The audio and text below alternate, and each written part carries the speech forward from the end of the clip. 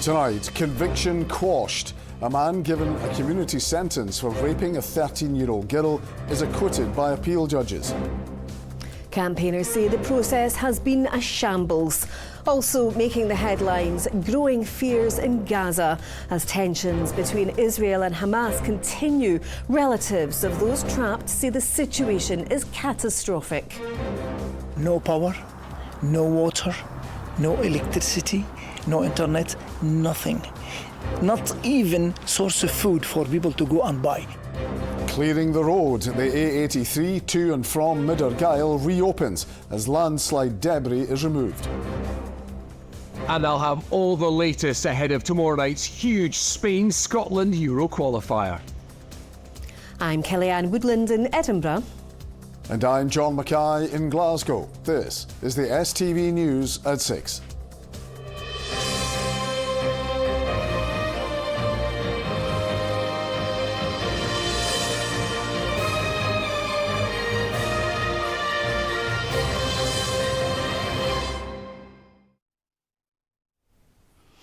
Good evening. When a man was given a community payback order earlier this year after being found guilty of raping a 13-year-old girl in a Midlothian park, it caused a very public outcry about sentencing.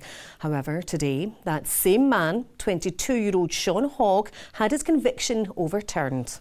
Appeal judges told Hogg there had been insufficient evidence against him during the trial in April.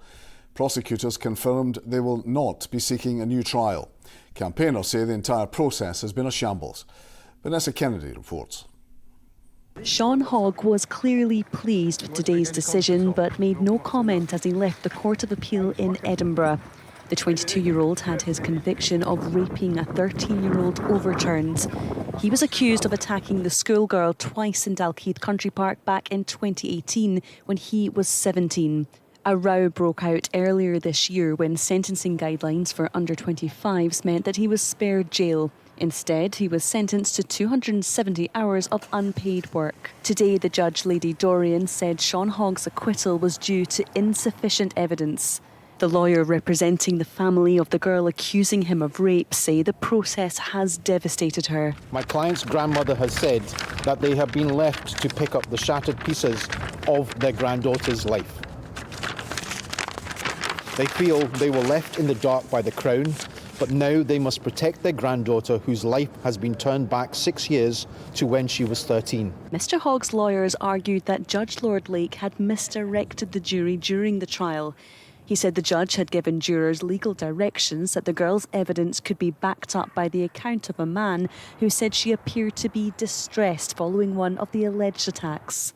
Today, campaigners also voiced concerns. Reading the judgment, it really does sound like it's been a bit of a shambles at every turn. It's clearly the jury did not understand what mural meant in terms of how corroboration works in these cases. The judge clearly misdirected the jury. But do you know what? The person that's left to deal with this is the young woman that's at the heart of it. Following today's decision, the Solicitor General Ruth Charteris KC said that it is not in the public's interest to seek a new prosecution. Vanessa Kennedy, STV News at the Court of Appeal in Edinburgh. Fears are growing of a humanitarian crisis in Gaza following airstrikes and a blockade by Israel. Here, relatives of those trapped say the situation is catastrophic. The UK's Foreign Secretary has travelled to Israel to express solidarity following attacks by Hamas at the weekend. The conflict has already claimed more than 2,000 lives on both sides. Our political correspondent Ewan Petrie reports. In northern Gaza, what were people's homes now lie in ruins. This is Israel's response to the attack by Hamas at the weekend. It has stopped food, water and medical supplies entering here. And today, Gaza's only power station ran out of fuel. The situation is catastrophic, more than you ever imagine. Here, relatives of those affected fear the situation will get much worse. The majority of Gaza condensed area is being destroyed badly. No power, no water, no electricity, no internet, nothing. not even source of food for people to go and buy. So my sister has been offline for 22 hours now. This university professor in Edinburgh watched his family's home in Gaza being destroyed by an Israeli airstrike, broadcast live on television. They had to go through the stairs with smoke and broken windows. And I can speak of experience. If you walk inside smoke of a bomb, you will not be able to breathe. Your eyes will be burning. You will know where you are going. And if you are holding two kids, it's even harder and harder. 17 British nationals are feared dead or missing. Bernard Cowan, who grew up in Glasgow, is among those killed. His brother says he left a safe room in his house to go to his kitchen, where he was shot. In Israel, armed forces have released footage of soldiers preparing for what is expected to be a ground invasion of Gaza. We have to take Hamas out. There's no other way. Their goal is to kill Jews and to eliminate Israel off the map. No business with Hamas. They've demonstrated what they would do if they had their way, if they had their extra opportunities, and so we will kill and wipe them out. A former Aberdeen footballer managed to escape from Israel, where he now plays for Ashdod.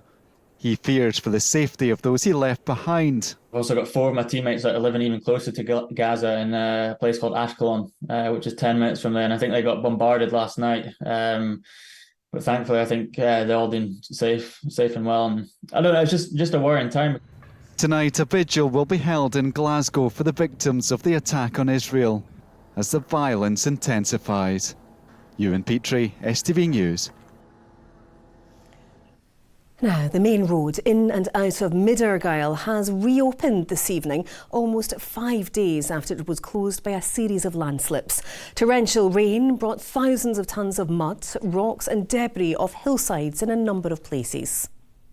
Well, the A83 is now back. Other routes remain closed and there's no sign of them reopening anytime soon. Our reporter Caitlin Hutchison is in Argyll for us.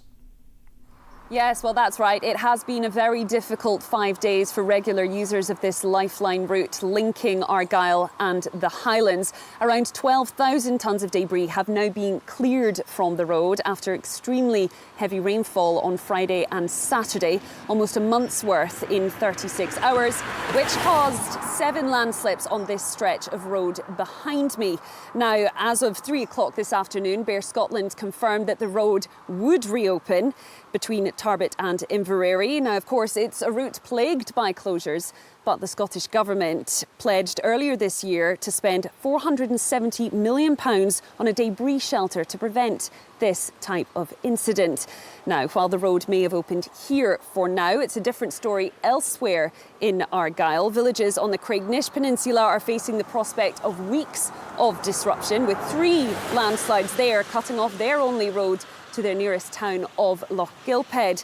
Argyll and Bute Council say their teams will continue to work hard to clear the road on the A816 near Ardfern, and regular inspections of the hillside at the Rest and Be Thankful will also continue. Caitlin Hutchison, STV News, Argyll. To other stories, and the American fugitive Nicholas Rossi has been arrested on suspicion of rape in England. The 36-year-old was taken from prison in Edinburgh this morning to be questioned by Essex police in connection with a rape allegation in Chelmsford from 2017. An extradition order to return Nicholas Rossi to the United States was approved by the Scottish Government last week. An inquiry into the deaths of 2 people in a road crash has been hearing about changes that were made in the force since the accident 8 years ago. It took police 3 days to respond to reports of John Yule and Lamara Bell's car coming off the M9 motorway after a call wasn't logged properly. The Chief Superintendent of Police Scotland's Contact, Command and Control Division has told the inquiry of changes to overtime shifts and how calls are logged. The former Prime Minister Boris Johnson thought it was wrong for him to hold regular meetings with the First Ministers of Scotland and Wales during the pandemic. His comments have been revealed in written evidence to the COVID inquiry. Mr Johnson says he feared working closely with First Ministers could make the UK look like a mini EU of 4 nations.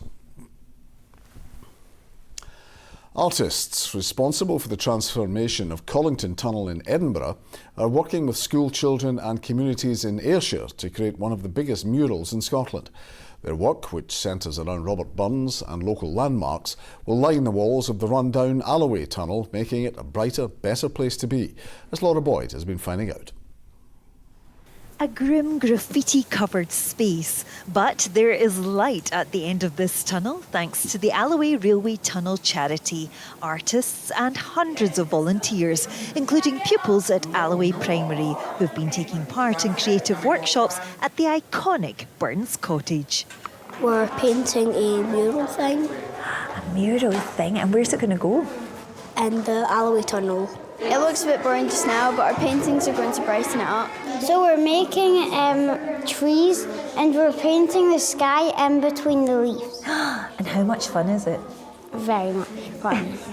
The fun is being led by renowned artists Christopher Rutherford and Libby Lycan, the team behind the incredible transformation of Edinburgh's Collington Tunnel. We have 850 or about 900 children and members of the public who are coming here and painting bits of a mural. The tunnel as it stands is not exactly the most ideal environment. It's dark, dingy, maybe a little bit scary. I would not want to be there. Art, taking inspiration from local surroundings, will hopefully change that. We'll be painting elements from the Burns Cottage, and then we're painting the Alaway Air Market, like in Tam O'Shanter. It becomes joyful, it becomes safe, it becomes the place where you want to repeatedly keep going. That a number of local people had decided that they were fed up going through a pretty dismal tunnel, and it was something that we felt we could improve.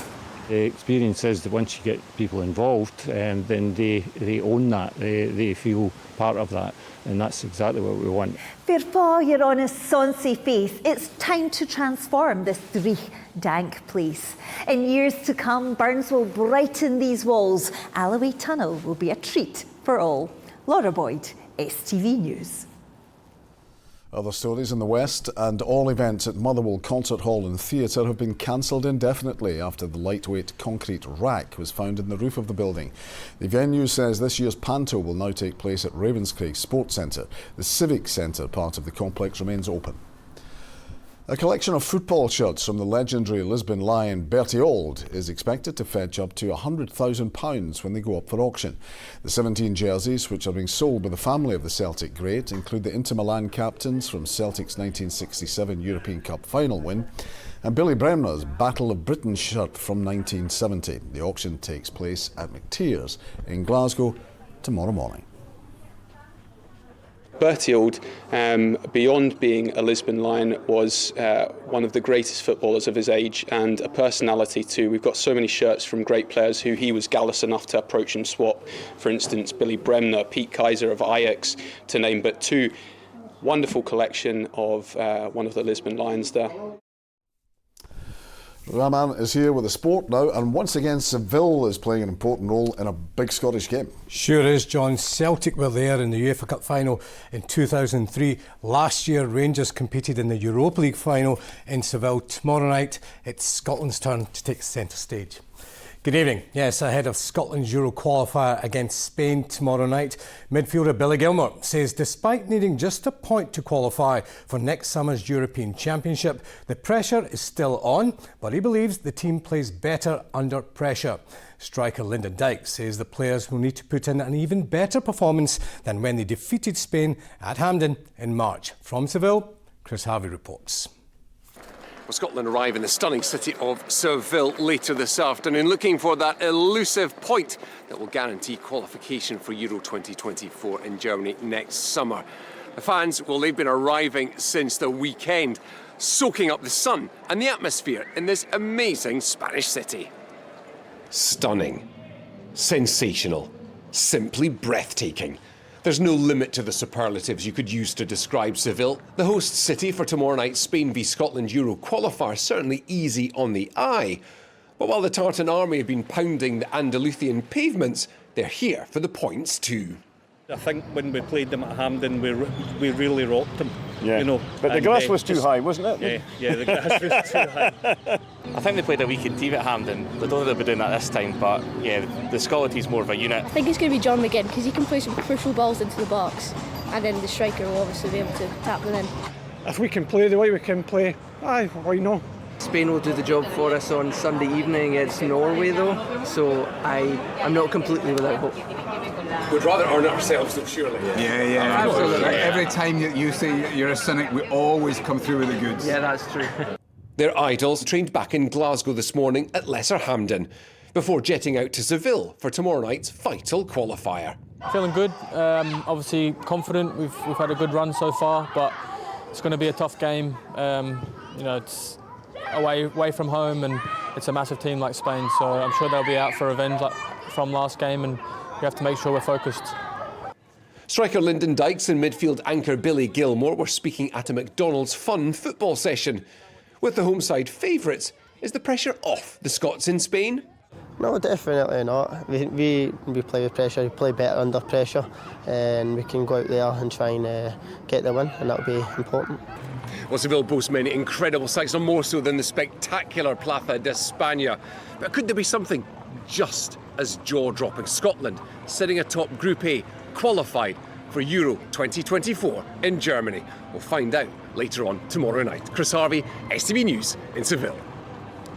And we'll have a lot more from Chris on tomorrow night's programme and across all of our social platforms. Well, Spain trail Scotland by 6 points in Group A, having played a game less. Their manager, Luis de la Fuente, spoke to the media a short time ago. Let's hear what he had to say. Regarding Scotland, well, I think a very hard game, tough game. We respect them a lot. We respect the Scotland national team, their players. It's a very tough opponent. They're showing it in the qualifications, the results they're having, and we know there's going to be a very tough game.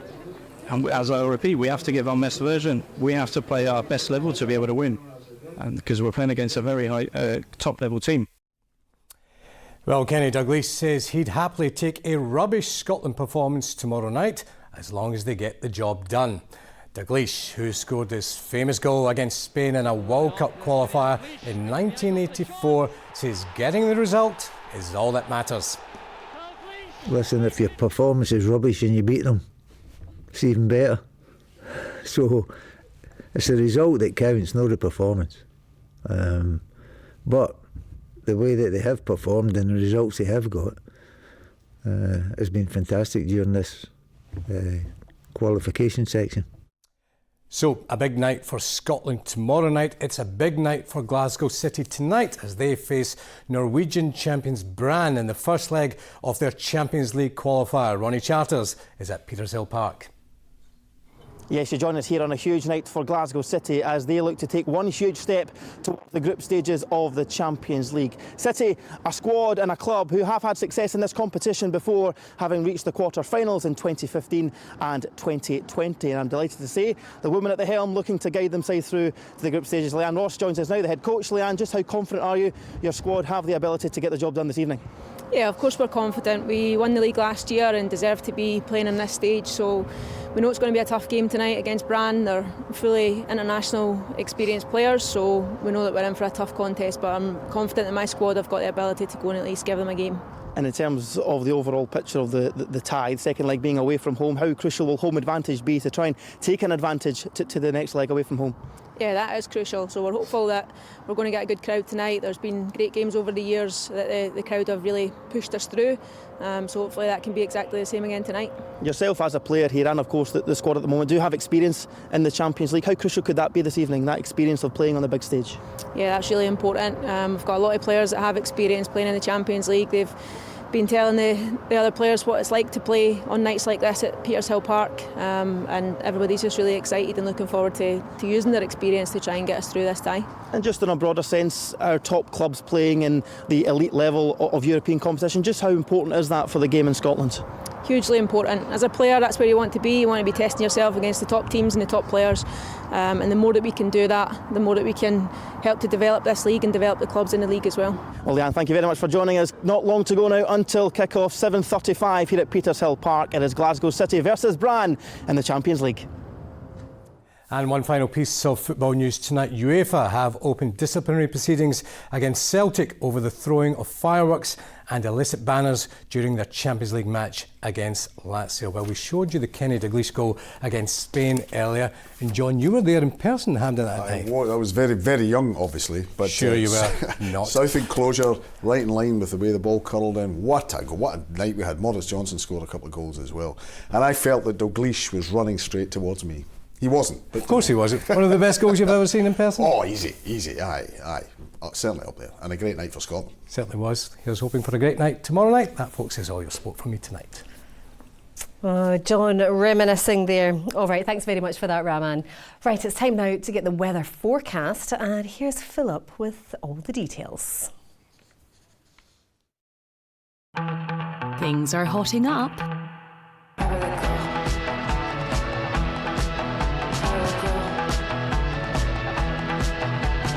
TUI sponsors STV Weather. Hello and a very good evening to you. Well, like I've been saying for much of this week, our weather is still being dominated by low pressure centred to the north of us. By the end of the week, it puts us into a northerly airflow, dragging in that cold Arctic air. And those white blobs on the map through Saturday indicate that we will be seeing some wintry showers, but mostly on higher ground. Back to just now, and as we head through this evening and overnight, we are still seeing one or two showers just feeding in across parts of Islay and Argyll and Bute. Away from that, though, a dry, fine night to come. Plenty of clear skies around, so with the clear conditions, temperatures will be dropping. Some rural spots could see a touch of frost, lows of around 1 or 2 degrees Celsius, and most towns and cities certainly into single figures overnight. So looking ahead to tomorrow, it will be a chilly start to the day, but for many of us, a fine, dry and bright start, and not much change through the course of the afternoon. Really a crisp autumnal day to come with plenty of brighter spells. Still feeling cool out and about though, with temperatures reaching highs of around 11 or 12 degrees Celsius. Looking ahead to Friday, another chilly start to the day, another day of a mixture of sunny spells and scattered blustery showers. Those showers mostly across the north and the northwest. We've got tightly packed isobars around that low pressure system, so the winds will be increasing in strength through the course of the afternoon. We could see gusts of between 60 and 70 miles per hour with highs of 11 degrees Celsius. Bye-bye. TUI sponsors STV Weather.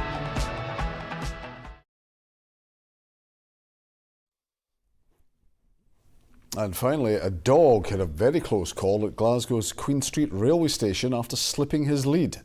And yes, the poor pooch fell onto the tracks. With the collie dog trapped, commuters on the low-level platform rushed to help. Trains were halted and luckily, after around 30 seconds, he was plucked to safety. One bystander said it was inspiring to see the rescue. People from all over the world are just in awe, and so, like many of us or many of them are inspired by what happened, how people came together and decided to rescue the dog, and just it goes to show that people make Glasgow. I think I'd call that a close collie. You can call it that if you want, Kelly. I don't think anybody else will. Good night. Good night.